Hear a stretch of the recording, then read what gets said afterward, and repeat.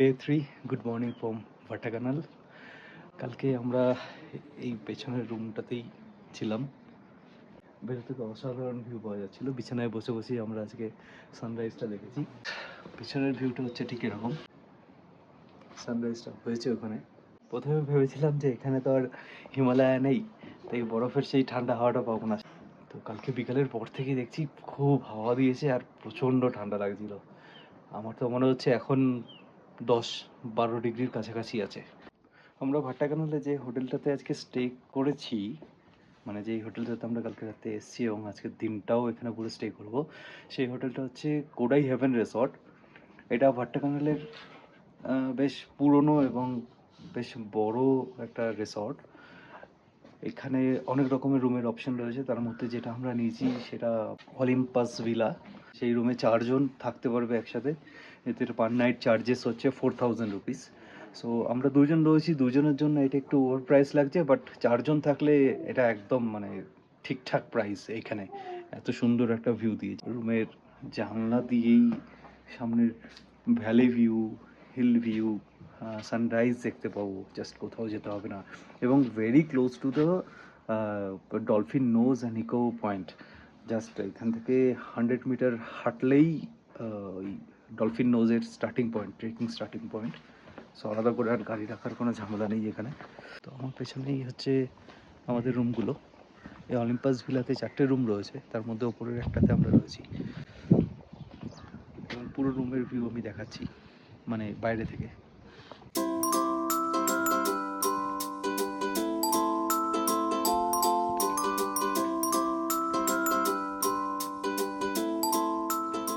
প্রচুর গাছ রেখেছে, খুব সুন্দর করে গার্ডেনিং করেছে।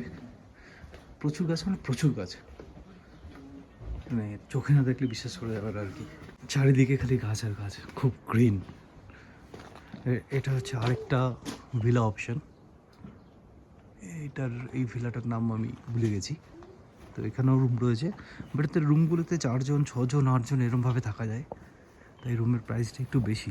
তো গ্রুপে এলে বেশ সুবিধে, খুব ইকোনমিক্যালি ঘোরা যাবে। এটা এদের গার্ডেনটা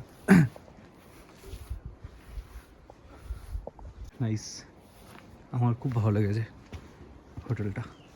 আমাদের এই অলিম্পাস ভিলা থেকে নেমে নিচের দিকে যাচ্ছি রিসেপশন আর রেস্টুরেন্টের দিকে। এটা হচ্ছে ওদের রেস্টুরেন্ট প্লেস। ডেকোরেশনটা খুব সুন্দর করে করেছে। এই সাইডে দেখো, আর উপরেও তাই।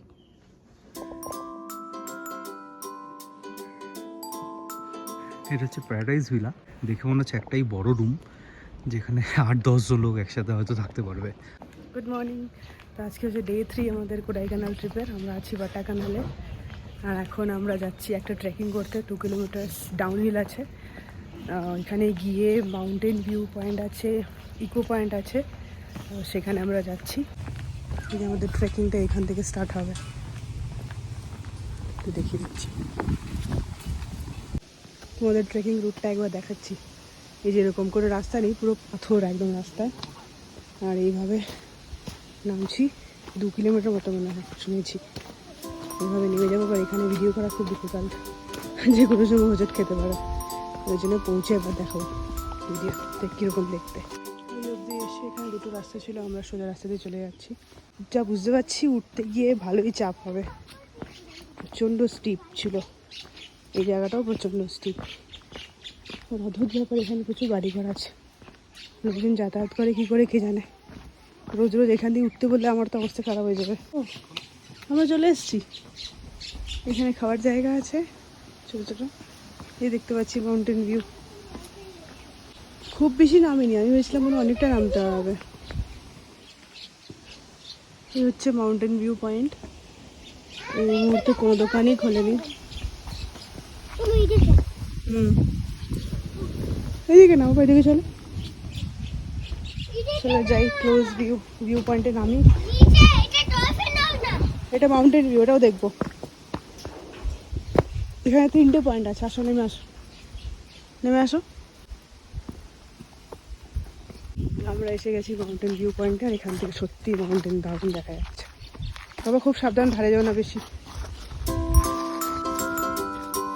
প্রচুর ডিপ, এখানটা হাইট কত।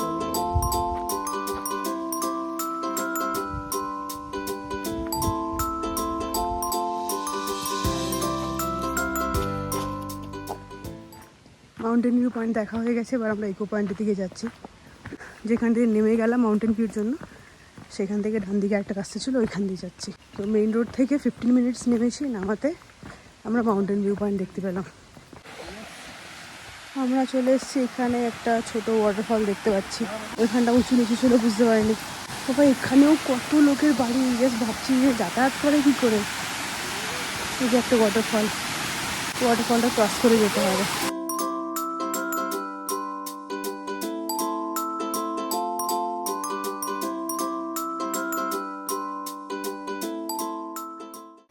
ছোট্ট ওয়াটারফলটা ক্রস করে চলে এসেছি আমরা। এটাতে মনে হচ্ছে প্রচুর পাইন ফরেস্ট না ইউক্যালিপটাস গাছ দেখাচ্ছি। এই যে এই গাছগুলো, এটাও মনে হচ্ছে কোনো একটা ভিউ পয়েন্ট, দেখে তো মনে হচ্ছে। তবে আমার জাস্ট একটা জিনিস অবাক লাগছে, লোকে এখানে থাকে কী করে, একদমই রোড কানেক্টিভিটি নেই। প্রচুর বাড়িঘর আছে এখানে। আর ঠান্ডা যা পড়ে, কালকে রাত্রেবেলা আমাদের 11 ডিগ্রিজ গেছিলো, আমি তো ঠকঠক করে কাঁপছিলাম। এই যে এবার এই রাস্তা দিয়ে যাবো, চারিদিকে শুধু ওয়াটারফল কোডাইকানালে, পুরো ল্যান্ড অফ ওয়াটারফল বলবো আমি। আমরা চলে এসেছি কোডাইকানালের ডলফিন নোজ ভিউ পয়েন্টে। ওই যে রকটা, ওটা দেখে মনে হচ্ছে ডলফিনের নোজ, ওই জন্য এই জায়গাটার নাম ডলফিন নোজ ভিউ পয়েন্ট। এখান থেকে জাস্ট একটু দেখা যায় তোমাদের ট্রেকিং রুটটা কীরকম। এই জায়গাটা মনে হচ্ছে পাহাড়টা, রাস্তাটা জাস্ট এইটুকুনি বাকি আছে। তবে দেখে যা মনে হয় এখানে ল্যান্ডস্লাইড হয়, রিস্কি জায়গাটা। দুদিকেই অনেকটা ডিপ ভ্যালি হবে। এই যে পুরো একদম মাঝখান দিয়ে পুরো ভেঙে গেছে, ভয় লাগছে যেতে। এখান থেকে ভ্যালি ভিউটা খুব সুন্দর লাগছে দেখতে। এখান থেকে আমরা এসেছি।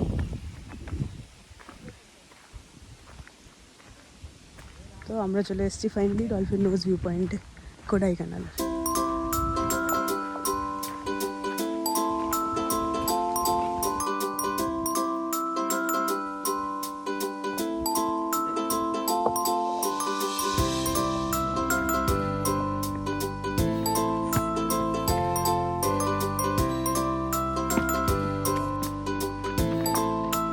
দেখি ইকো পয়েন্ট আরো নিচে। রাস্তা কোথায়?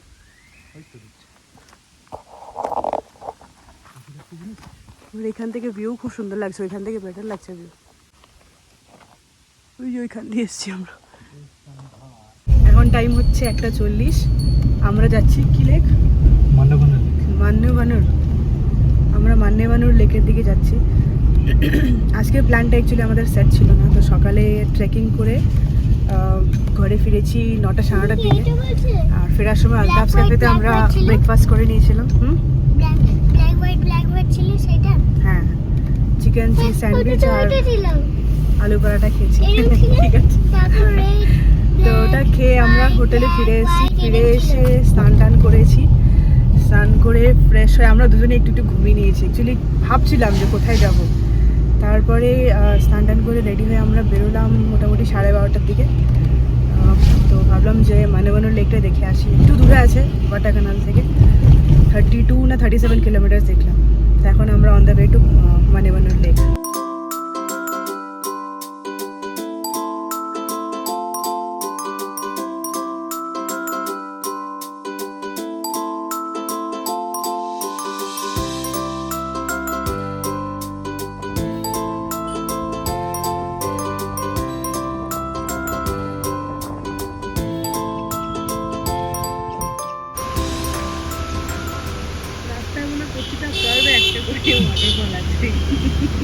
আমরা মান্যবানুর লেক পৌঁছে গেছি 3:15 বাজে। আর দেখো এখানকার অবস্থা কীরকম মিস্ট। এখানে রাস্তার সাইড দিয়ে পার্কিং করেছি। ভেতরে এরকম দোকান আছে। মিস্টের জন্য দারুণ লাগছে। মিস্ট আছে কিন্তু এত ঠান্ডা নেই এখানে। পৌঁছে গেছি আমরা মান্যবানুর লেক, নামটা খালি ভুলে যাচ্ছি।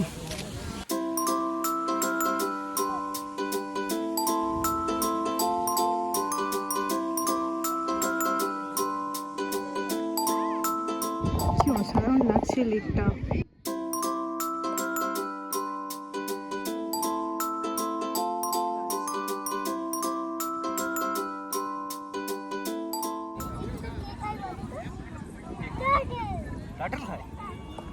মান্নাভানু লেকে পৌঁছে গেছি।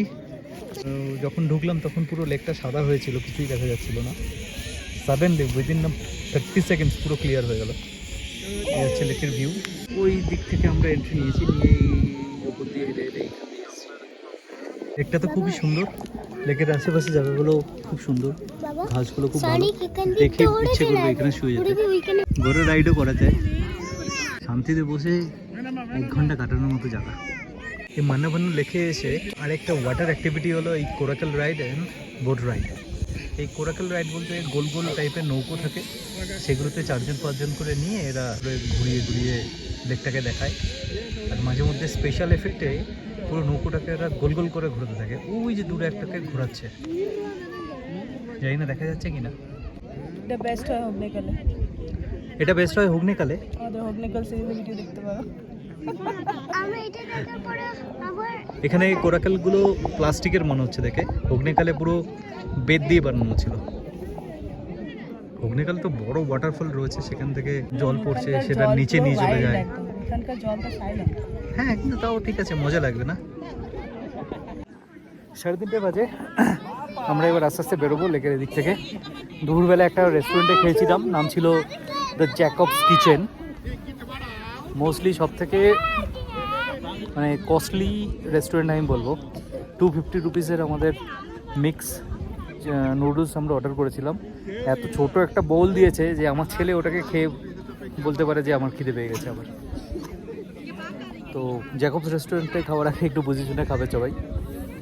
খাবার টেস্টি কিন্তু প্রচণ্ড কস্টলি, মিনস ভ্যালু রেসপেক্টে অতটা কোয়ান্টিটি একদমই ওরা প্রোভাইড করে না। আমরা এখন ফিরছি মান্নাভানুর লেক থেকে। সবুজ ঘাস আছে, ওইখানে একটা পার্ক আছে, বাচ্চাদের খেলার জায়গা। আবার মেঘ আসছে, দেখো ক্লিয়ার হয়েছিল, আবার মেঘ আসছে।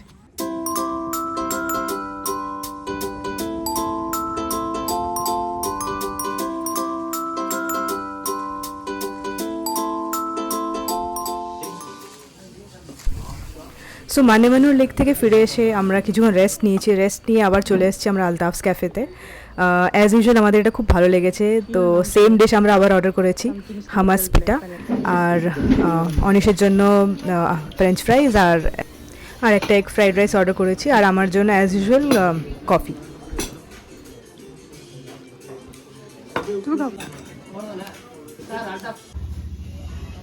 অনিশ একটা দারুণ জিনিস পেয়েছে, দেখো এই যে ডগিটা দেখছো, ওর নাম হচ্ছে সিম্বা, প্রচণ্ড কিউট।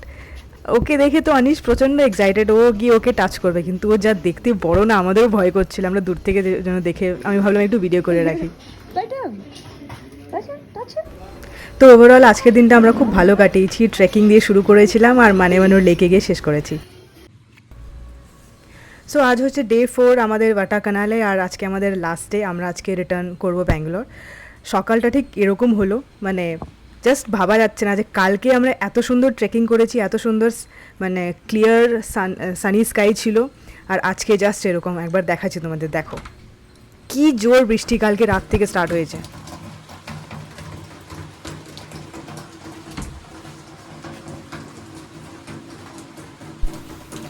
ভাটাকানালে আমরা 3 দিনে 3 রকম ওয়েদার পেয়েছি। যেদিন এলাম সেদিন পুরো মিস্ট ছিল, সেকেন্ড ডে যেদিন কালকে আমরা ট্রেক করলাম পুরো ক্লিয়ার স্কাই ছিল, আর আজকে দেখো কীরকম বৃষ্টি, মানে খুব লাকি আমরা। এই হোটেলের ওয়ালসে পেন্টিংসগুলো দেখো, জাস্ট কি সুন্দর দেখতে, অসাধারণ, একদম অসাধারণ পেন্টিং করেছে। Good morning from Kodaikanal. আজকে সকাল থেকে প্রচুর বৃষ্টি হয়েছে, বৃষ্টি হওয়ার পরে এখনও হচ্ছে, যদিও আওয়াজ পাওয়া যাচ্ছে। বৃষ্টি হওয়ার পরে এরকম একটা ভিউ, কিছু কিছু পাহাড়কে নতুন দেখা যাচ্ছে যেগুলো কালকে দেখা যায়নি, যেমন এই মাঝখানের এই পাহাড়টা, এইটা কালকে দেখা যায়নি। ওই যে দূরে এই যে রেঞ্জটা দেখা যাচ্ছে, এটাকে কালকে দেখা যায়নি। আমরা তো ভাবছিলাম যে এরপর থেকে হয়তো প্লেন স্টার্ট হয়ে গেছে, ওই জন্য আর পাহাড় নেই, বাট কালকে এত মেঘ ছিল ওই জন্য এগুলো দেখা যায়নি। আজকে বৃষ্টিটা হওয়াতে একটু ক্লিন হয়েছে, এগুলো দেখা যাচ্ছে। আবার হয়তো একটু পরেই এগুলো সব দেখে যাবে। এই জায়গাটা থেকে মেঘ তৈরি হচ্ছে, মানে ডেন্স মেঘ তৈরি করেছে, তৈরি হচ্ছে আর এইদিকে যাচ্ছে। দেখি এবার হাওয়া দেখি কতটা দিতে পারে। এই হচ্ছে আজকে টেম্পারেচার থেকে টেম্পারেচার বলতে হবে না, আজকে দেখেই বোঝা যাবে। যা হাওয়া দিচ্ছে, কালকে রাত থেকে সকাল অবধি এই মনে হয় আধা ঘন্টা হলো বৃষ্টি বন্ধ হয়েছে। এখন মানে একদম চরম হাওয়া দিচ্ছে। আমরা দেখেছি মেঘ সবসময় নিচ থেকে উপর দিকে উঠছে, এখানে ফার্স্ট টাইম দেখলাম যে মেঘ কেমনভাবে আকাশ থেকে নিচের দিকে নেমে আসছে। Just এইখানটা দেখলে বোঝা যাচ্ছে এই যে।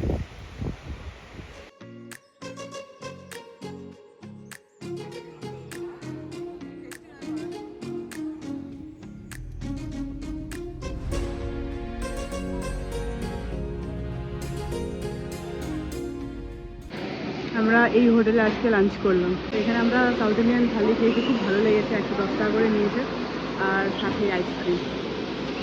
এই যে অনিশ খাচ্ছে।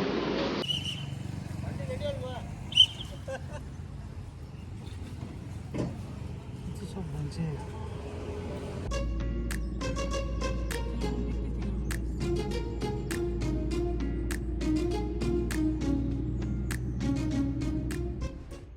আমরা সকাল 10:30 স্টার্ট দিয়েছিলাম ভাটা কানাল থেকে, আর অলমোস্ট আমাদের 12 আওয়ার্স লেগে গেছে। তো রাস্তা তো জ্যাম ছিলই, প্লাস আমরা রাস্তা অনেকটা রেস্ট নিয়ে নিয়ে দাঁড়িয়ে দাঁড়িয়ে এসেছি, অনেক ভিউ পয়েন্টস দেখেছি। খাওয়ার জন্য অত লেট হয়নি, কিন্তু আমরা খুব স্লো এসেছি আর কি। মানে বুঝতেই পারছো, যে কোনো ট্রিপ শেষ হলে এমনি দুঃখ হয়, তো ওই কারণেও স্লো হয়েছে। ঠিক আছে, আর এখানে স্যালেমের পর থেকে তো জ্যাম হয়, তো সেটা সব জ্যাম ট্যাম কাটিয়ে আমরা মোটামুটি সেফলি পৌঁছে গেছি। আর ট্রিপটা ইন শর্ট খুব ভালো কাটিয়েছি, খুব ভালো প্ল্যানিং ছিল, দারুণ এক্সিকিউট হয়েছে। তোমাদের ভিডিওসগুলো আশা করি ভালো লাগবে, আর খুব ভালো কাটালাম। তাহলে আজকে ভিডিওটা এখানেই শেষ করছি। দেখা হবে এক নতুন জায়গায় নতুন এক্সপিরিয়েন্স নিয়ে। Thank you for watching.